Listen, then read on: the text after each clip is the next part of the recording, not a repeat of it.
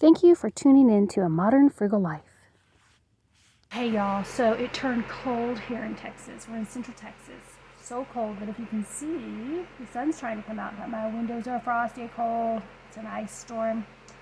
Got weather warnings all out, and you know what I'm thinking? I'm thinking it's a great day for some caldo. How about it? May not be perfectly Mexican authentic, but it'll be perfectly Texas authentic. Let's go. Okay, you want to start by chopping the half of a yellow onion. Coarse dice is fine here. It's kind of your preference. It's a very simple recipe here. It's basically chicken soup. So now you're going to want to rough chop 4 medium carrots. You're going to want them to be similar in size. And as you can see, the long, thin, narrow pieces, that's okay. I just made them a little bigger. And some of it will just become part of the broth. It's important to keep them pretty well the same size though, so that they'll cook the same. Here I am showing you how you can peel easily garlic by pressing down on the garlic clove with the butt of your knife. Has to be a pretty strong butcher knife there. Mine's wood. Peel those up nice and easy. Again, a coarse chop, as fine as you would like. It's up to you. Now we're doing the potatoes. 4 medium potatoes, all in quarters. They've been rustically peeled, meaning that I didn't get every piece of the skin off, but mostly. And they want to be similar in size again, because they're going to cook, like with the carrots, at the same tenderness, hopefully. Now I'm coating the bottom of an aluminum pan. That's Pioneer Woman. So pretty. Thanks to my son for getting it for me. 2 to 3 tablespoons of olive oil is what you're going to use to coat the bottom of your pan.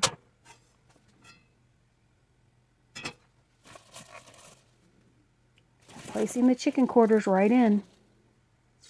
I use 3 chicken quarters, 2 leg and thighs, and 1 white chicken breast with a wing. Now, as you can see, and as most of you know, I live in an RV full time right now as we're building our house. This is a small kitchen. The aluminum pan's important, and the size of pot, and the size of the pot's important too. I salt and peppered the chicken, but I didn't salt very much because we're going to use chicken broth, and there's a lot of salt in that. Right here, we're basically braising both sides of the chicken, browning it lightly. It doesn't have to be very brown, and this is to keep the soup from getting that thick layer of foam when you boil meat. It's kind of gross, really. It's really not very appetizing, I would say. So right here, we can eliminate that by braising both sides. We don't have to skim any of the foam or anything off later. Very handy. Be careful of your heat. You don't want to really, make it too brown or burn or anything. We're just braising. We're just simply giving it a light brown, sealing that skin. I also think it adds a lot of flavor.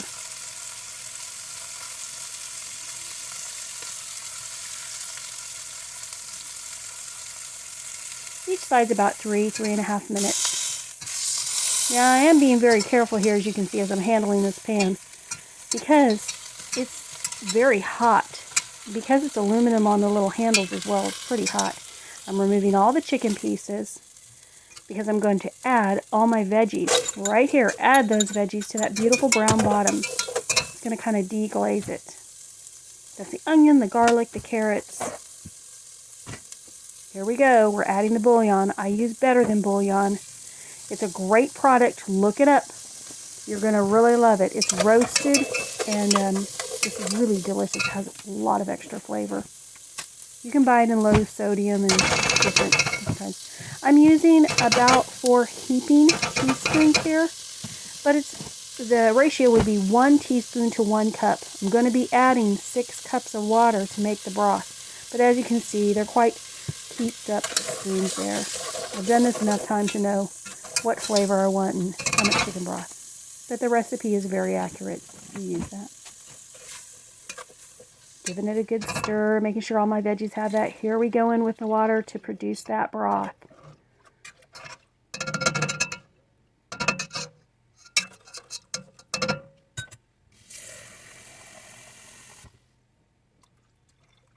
There's the rest of that water, making that delicious broth. Here we go. You're going to add a half a can of tomatoes.